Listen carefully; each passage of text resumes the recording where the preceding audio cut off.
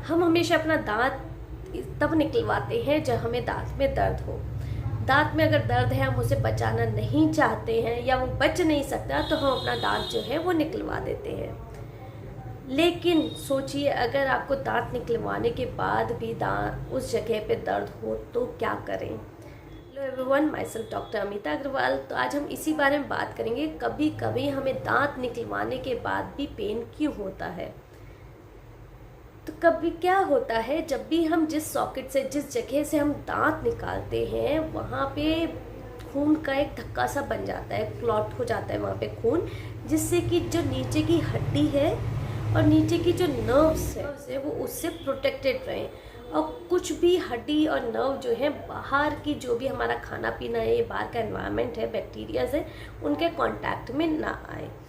तो जब भी हम दांत निकालते हैं तो हम पेशेंट से बोलते हैं कि आपको जो है थूकना नहीं है, स्ट्रॉ से पानी नहीं लेना है, कुल्ला ज़ोर से नहीं करना है, या फिर 24 घंटे बाद से आपको गुनगुने पानी में नमक डाल के कुल्ले करने हैं।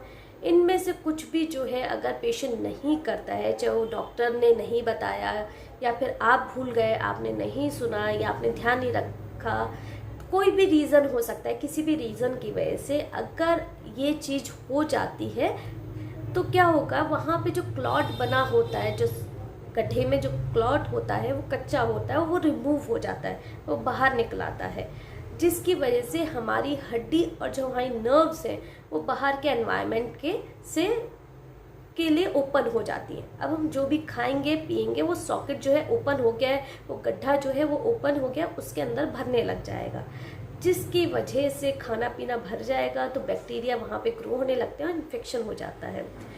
तो इस कंडीशन को जो है ड्राई सॉकेट बोलते हैं। यहाँ पे आपको सीवियर पेन होना शुरू हो जाएगा। तो आप मुझसे पूछेंगे कि मैं पहचानूं कैसे कि जो मुझे दर्द हो रहा है वो एक्सट्रैक्शन के बाद वाला दर्द है या फिर ड्राई सॉकेट का दर्द है। तो एक्सट्रैक्शन क्या है कि एक्सट्रैक्शन के बाद यूजुअली 1 या 2 दिन में दर्द जो है वो सबसाइड होना शुरू हो जाता है, धीरे धीरे करके ठीक होना शुरू हो जाता है। ज़्यादा दिन एक्सट्रैक्शन का पेन नहीं रहता है। लेकिन अगर आपको 2 दिन के बाद दर्द एकदम से बढ़ने लगे, 3 दिन बाद दर्द बढ़ने लगे और सिवियरिटी उसकी बढ़ती जाए, यानी कि कुछ ना कुछ दिक्कत है, अब आपको अपने डॉक्टर को जो है दिखाने की ज़रूरत है कि ऐसा क्या हो गया कि दर्द जो है वो बढ़ता ही जा रहा है। के साथ साथ हो सकता है आपको मुंह से स्मेल आने लग जाए। मुंह से स्मेल भी इसीलिए आती है क्योंकि जब भी खाना वाना फंसेगा वहाँ पे बैक्टीरिया ग्रो हो रहे हैं, तो वो स्मेल क्रिएट करने लगते हैं, जो कि हमें ऐसा लगेगा मुंह से स्मेल आ रही है जाएगी। पेन जो है वो रेडिएट होने लग जाएगा। पेन जो है आपको पता नहीं चलेगा कि दांत में हो रहा है या कान में हो रहा है, पेन रेडिएट होने लग जाता है।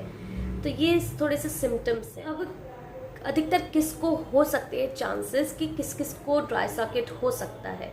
तो ड्राई सॉकेट जो है स्मोकिंग जो करता है, एक्सट्रैक्शन के बाद अगर आप स्मोकिंग कर रहे हैं तो आपको ड्राई सॉकेट होने के चांसेस हैं, क्योंकि वो जो हैम्पर करता है क्लॉट बनने में, क्लॉट नहीं बनने देता ढंग से। अगर आपकी ओरल हाइजीन आपने अच्छे से मेंटेन नहीं की है तो भी गंदगी उस सॉकेट में जाएगी, जो कि लीड करेगी आपको ड्राई सॉकेट के लिए। अगर दांत जो है वो नॉर्मल तरीके से नहीं निकाला गया है, कहीं टूट फूट हो गई है, या जो सॉकेट बना है, जो गड्ढा बना है वो काफ़ी बड़ा हो गया है, तो आपको चांसेस हैं ड्राई सॉकेट होने के, क्योंकि वहाँ पे क्या है, खून का क्लॉट जो है उतना बड़ा नहीं बन पाएगा जो कि उसे रोक सके।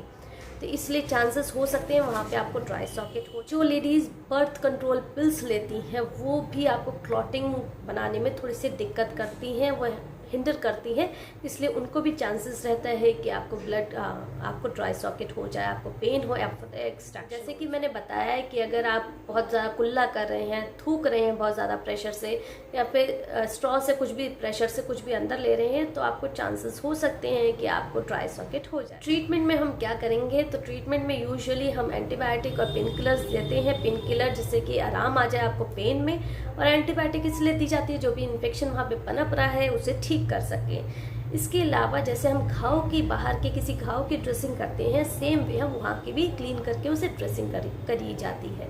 और ड्रेसिंग के लिए आपको रिपीटेडली आना पड़ता है 2-3 बार डेंटिस्ट के पास, जिससे कि वो ड्रेसिंग आपकी चेंज कर सके बार बार। बाकी आपको डॉक्टर बताएगा आपको गार्गल करने हैं, गुनगुने पानी में नमक डाल के कुल्ले करने होते हैं, जिससे कि हीलिंग बहुत जल्दी हो जाए।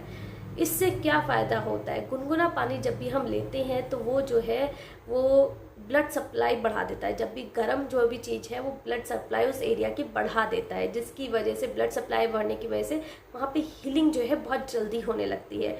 तो यूजुअली कुछ भी दिक्कत होती है तो मैं अधिकतर मेरी वीडियोस में बोलती हूँ, आपने सुना होगा कि आप गुनगुने पानी में नमक डाल के कुल्ले करिए, गुनगुने पानी में नमक डाल के कुल्ले करिए। बहुत ही अच्छा, बहुत ही इफ़ेक्टिव तरीका है किसी भी चीज़ को ठीक करने का अपने स्तर पे। अगर आप चाहें तो इससे आप मिनिमाइज़ कर सकते हैं, कोई भी आप जो भी दवाइयाँ लेते हैं उन्हें लेने के लिए मिनिमाइज़ कर सकते हैं।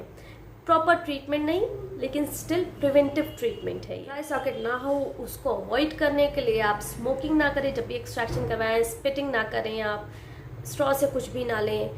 अगर आप बर्थ कंट्रोल पिल्स ले रहे हैं तो या तो फिजिशियन या तो अपने डॉक्टर को पहले बताइए, आप डेंटिस्ट को पहले बताइए, वरना फिर अपने फिजिशियन से बात करिए कि आप उन्हें छोड़ सकते हैं। जैसे भी मैनेज करना है उस चीज़ को आप बात करके डिस्कस करके डॉक्टर से उसे देखिए। होप कि ये टॉपिक जो है आपको अच्छा लगा हो और समझ में आया हो। कोई डाउट है, कोई क्वेरी है जो कि आप मुझसे पूछना चाहते हैं तो आप मुझे कमेंट बॉक्स में छोड़ सकते हैं, मैं कोशिश करूँगी उसका रिप्लाई करने की। मिलेंगे नेक्स्ट वीडियो में एक नए टॉपिक के साथ, तब तक के लिए बाय बाय, टेक केयर।